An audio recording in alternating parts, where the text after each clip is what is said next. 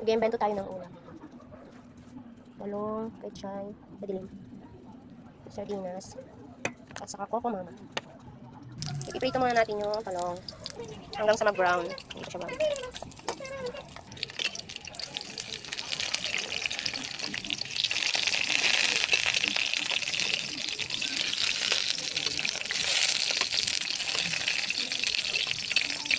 Masakit.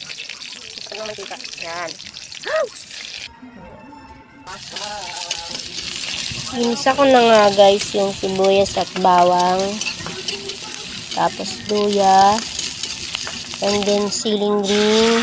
Tapos na lang yan. Nilagay ko ang sardinas. At coco mama.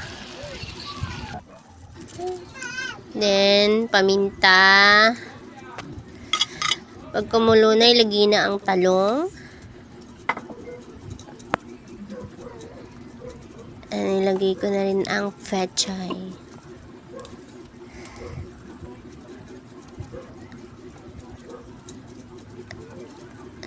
At isang latang tubig. At magic sarap. Ang pasarap. Wala! Meron ka ng ginataang sardinas.